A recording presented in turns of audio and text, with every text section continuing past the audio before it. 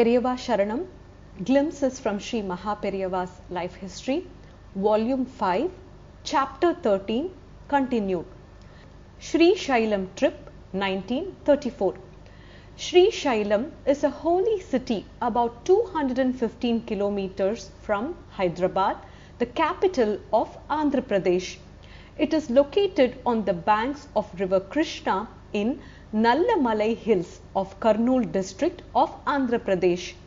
A Sanskrit verse on Sri Shailam reads as follows: Sri Shailam Shringe Bibudhati Sange Tuladri Tungepi Muda Vasantam Tamarjunam Mallika Purvamekam Namami Samsara Samudra Setum.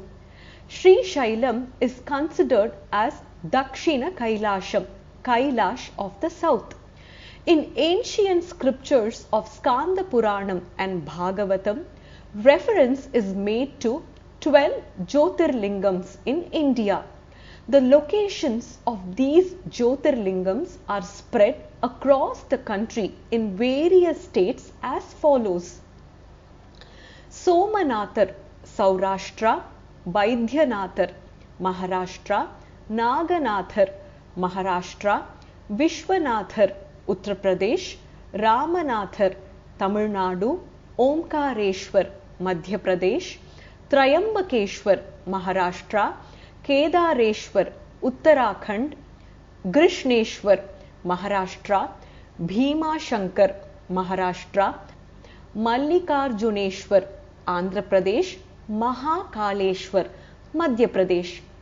Mallikarjuneshwar, a form of Lord Shiva, is the main deity in Sri Shailam temple and one of the 12 Jyotirlingams.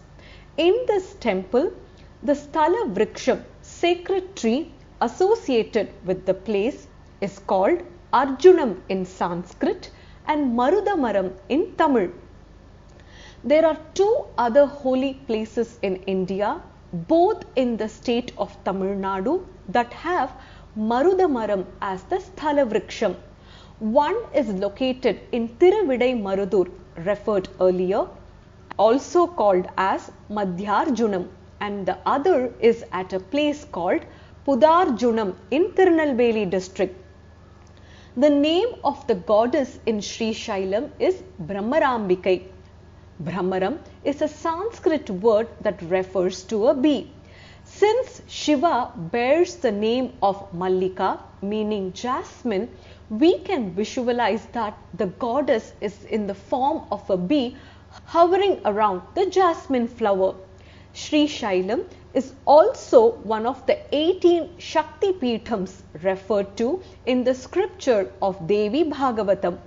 It is said that during Adi Shankara's travel around India, he visited Sri Shailam and had darshan of Mallikarjuna Mahalingam.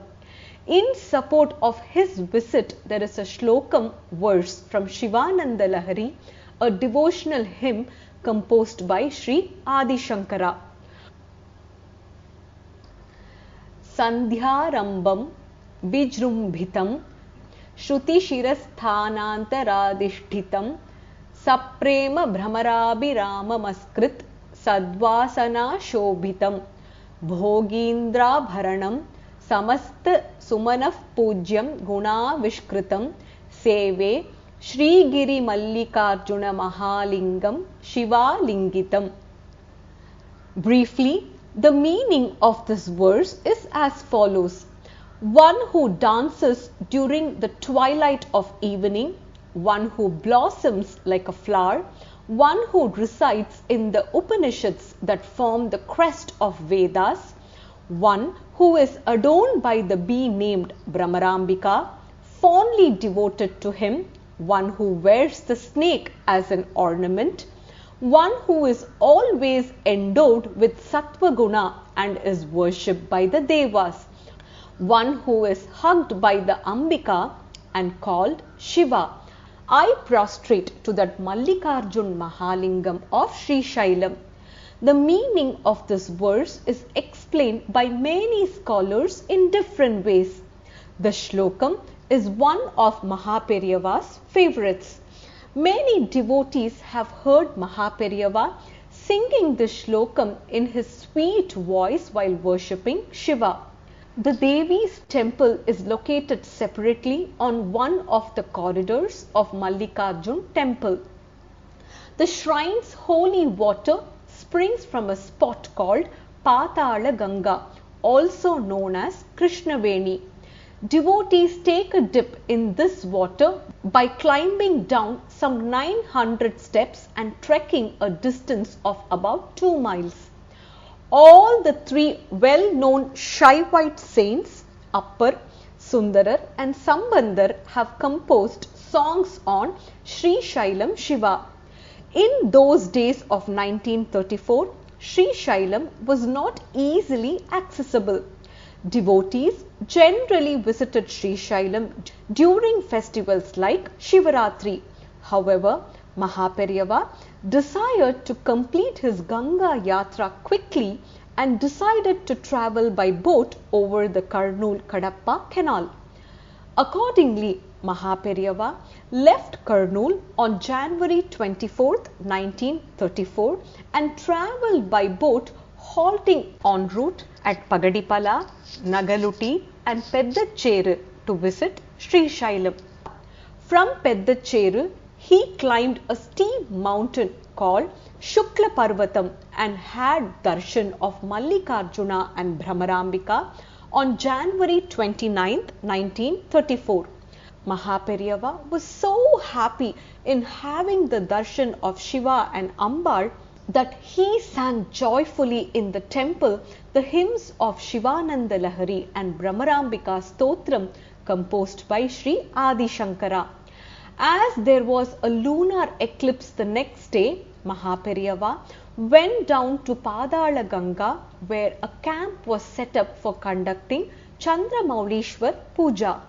The next morning, Periyava climbed up about 900 steps to have darshan of Sri Mallikarjuna again.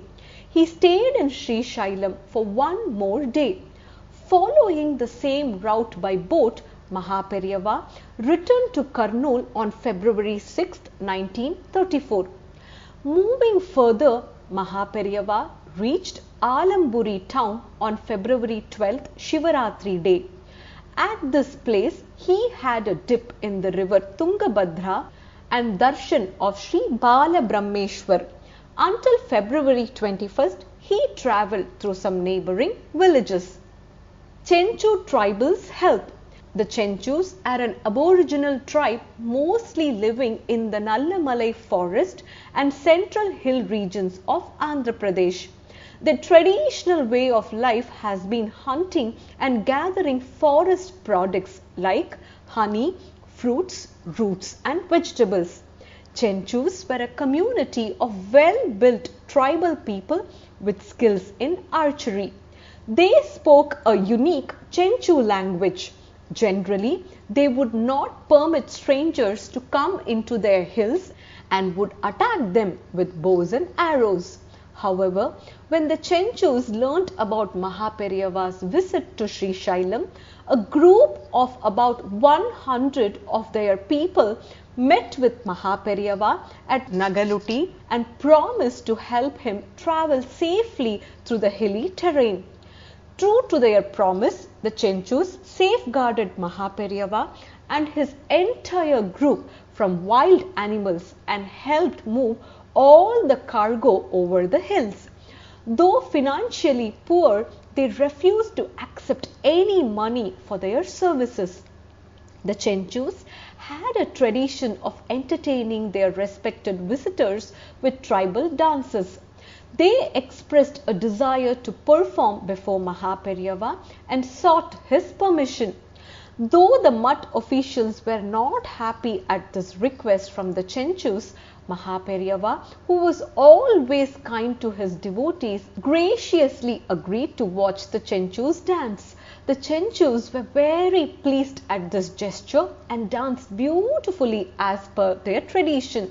MahaPeriyava too was happy, provided food to them and gave them Vibhudi Prasadam and blessed them. Hyderabad state welcome. Crossing over the Tungabhadra river in Kurnool, Mahaperiyava moved through Jallapuram, Anantapuram and reached the town of Katwal. In those days, Katwal was a small territory within the state of Hyderabad ruled by Nizam. Katwal was ruled by a queen. On entering Katwal, Mahaperiyava was received by the Queen of Katwal with royal honours.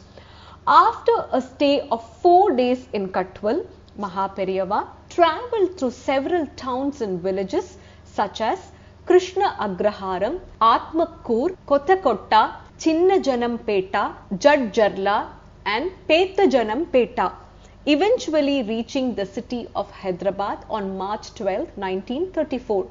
The citizens of Hyderabad had earlier formed a reception committee with Diwan Bahadur Aravamuda Iyengar as its leader. The committee had already made all arrangements to receive Mahaperiyava and his successful visit to Hyderabad.